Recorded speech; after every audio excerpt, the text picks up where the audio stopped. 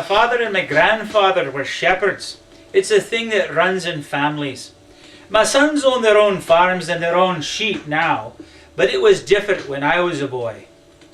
I've always looked after other people's sheep, and that was not unusual when I was younger.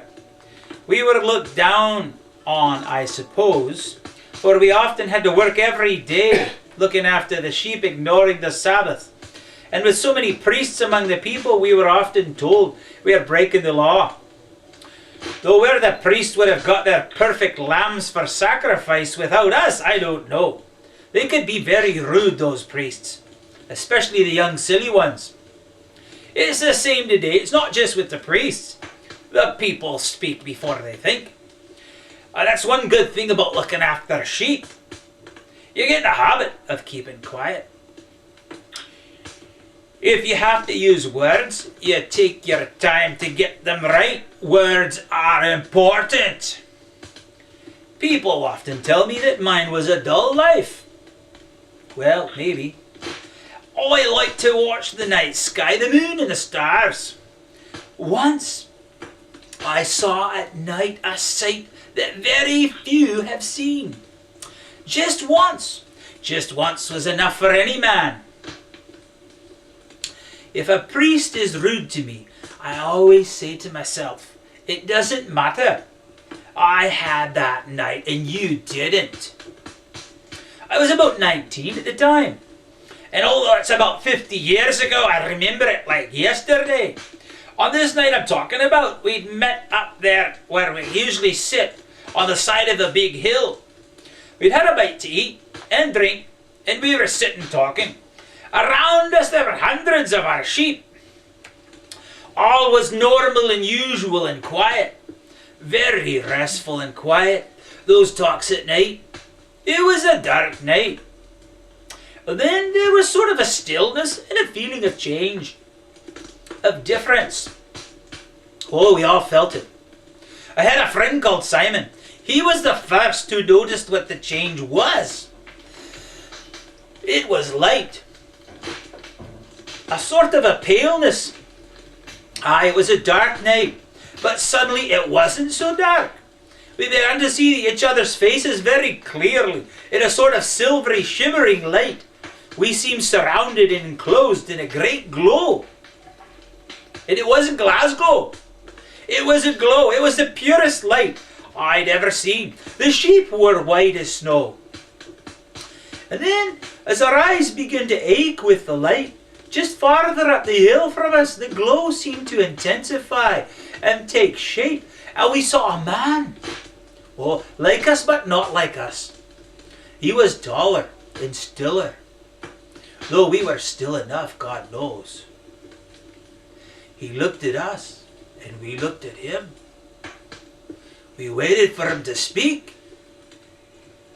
It didn't seem right if we would have said anything. We all felt it. We couldn't speak first. He took his time, as though to find the right words. Then he began to tell us what he called good news of great joy, of a newborn baby born in David's town. A baby sent by God to save the world, to change things, to make things better. He told us where to go and find the baby and how to recognize him and to tell other people the good news. His own pleasure in telling us filled us with joy. We shared his pleasure, if you follow me.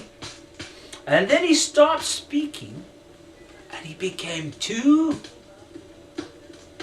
men, and then 4, and then 8.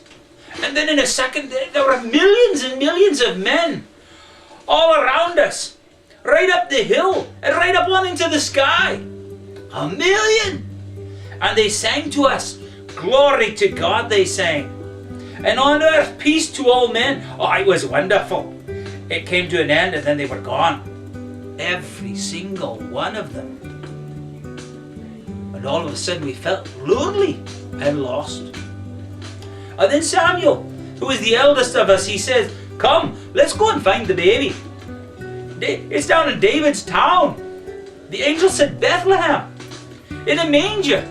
in swaddling clothes. And off we went.